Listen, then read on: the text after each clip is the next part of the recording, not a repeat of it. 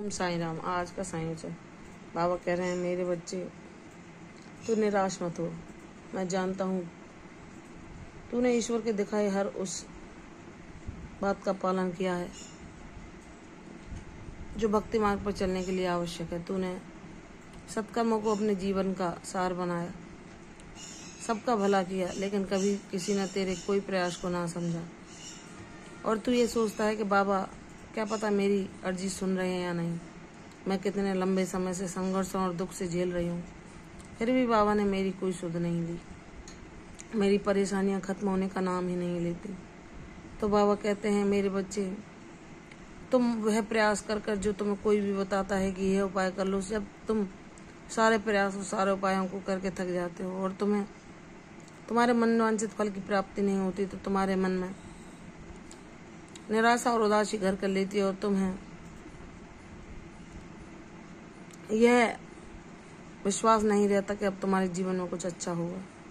लेकिन मेरी बच्ची, सब कुछ ईश्वर की इच्छा पर निर्धारित होता है। अगर वह हमारे लाख मांगने के बावजूद भी हमें कुछ नहीं दे रहे, तो वह उनकी मर्जी है और वह हमारे लिए भलाई होगा। लेकिन जब हम परेशानी और संघर्षों के चक्रों में फंसे होते हैं तो हमें कुछ समझ में नहीं आता।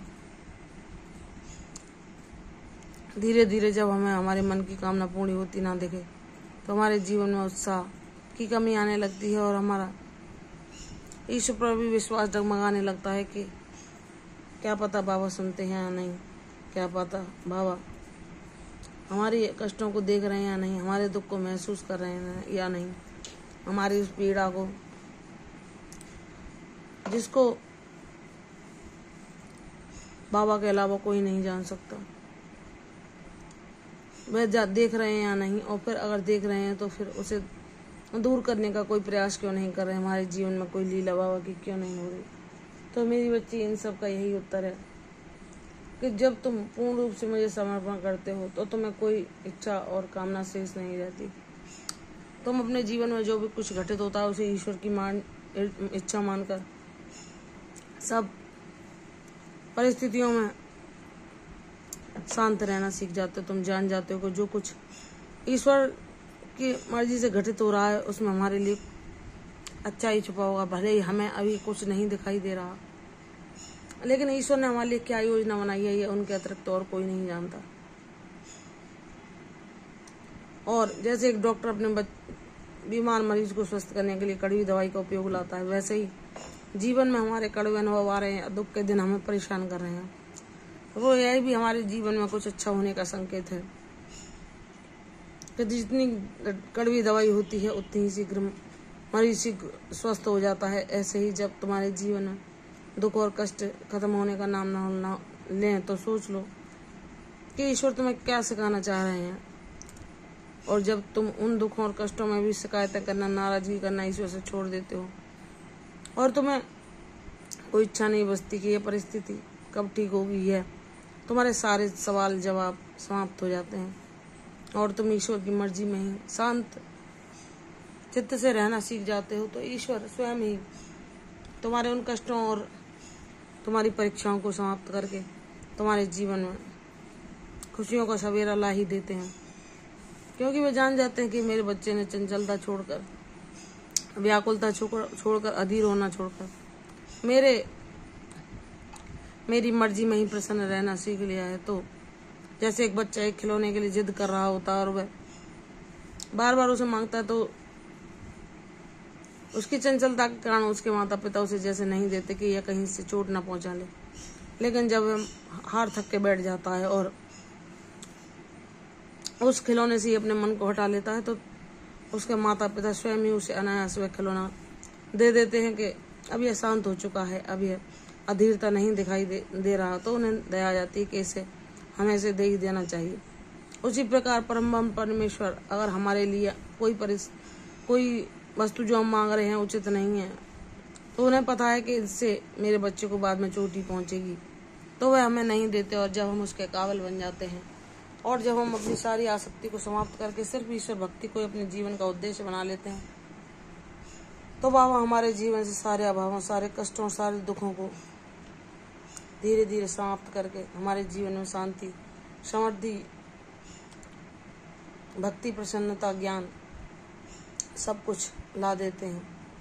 बाबा कहते हैं मेरे बच्चे, तुम्हारे सपने झूठे नहीं हैं। तुमने जो सपने देखे हैं तुम्हारे बाबा अवश्य उन्हें सच करेंगे। बस अपने बाबा पर विश्वास करो। यह ना पूछो कि कब कैसे घटित होगा, कब क्या होगा। जब तुम पूर्ण समर्पण के साथ जैसे एक बच्चा अपने पिता पर निश्चिंत होकर विश्वास करता है कि मेरे पिता जो करेंगे मैं मेरे लिए अच्छा ही होगा, ऐसे ही जब हम अपने सदगुरु, चाहे हमारे जीवन में कितनी भी कठिन परीक्षाएं क्यों न चल रही हों, उन पर पूर्ण विश्वास रखते हैं और ये सोचते हैं कि बाबा अगर इन कष्टों को दूर नहीं कर रहे तो ये इसमें भी हमारी कुछ ना कुछ अच्छाई छिपी होगी। और जब उनकी लीला हमारे सामने आती है, जब हम शांत हो जाते हैं, जब हम सारी इच्छाओं का त्याग करके सच्चे भाव से समर्पण करके उनकी मर्जी में ही प्रसन्न रहना सीख जाते हैं, तो अनायासी वह लीलाएं हमारे जीवन में घटित होने लगती हैं जो हम चाह रहे थे, जिनको हम बहुत लंबे समय से मांग रहे थे। लेकिन बाबा जब बताते हैं कि तुम अब इसके काबिल हो गए, तुम वह पाठ सीख गए जो मैं तुम्हें पढ़ाना चाहता था, तुमने सारी व्याकुलता, अधीरता सब कुछ छोड़कर शांत रहना सीख लिया, तुमने अपने चंचल मन पर नियंत्रण पाना सीख लिया, तुमने उन आदतों का त्याग किया जो तुम्हारे लिए अच्छी नहीं थी, तुमने ऐसे लोगों की संगति से रहना दूर शुरू कर दिया जो तुम्हारे लिए हितकर नहीं थे, तुमने अपने दुखों से दूर होने के लिए अपने को महत्व देना शुरू कर दिया, स्वयं से प्रेम करना सीख लिया जो बाबा तुम्हें सिखाना चाहते थे। इसलिए मेरे बच्चे अधीर ना हो। बाबा की लीला अपरंपार है, वह चाहे क्षण भर में सब कुछ पलट सकते हैं और वे अपने बच्चे पे कभी कष्ट नहीं आने देते।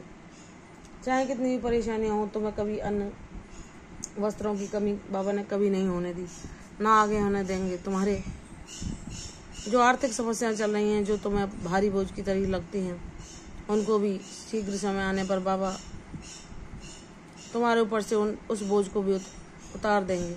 इसलिए मेरी बच्ची निराश न हो, तेरे जीवन में शुभ समय अवश्य आएगा, तेरे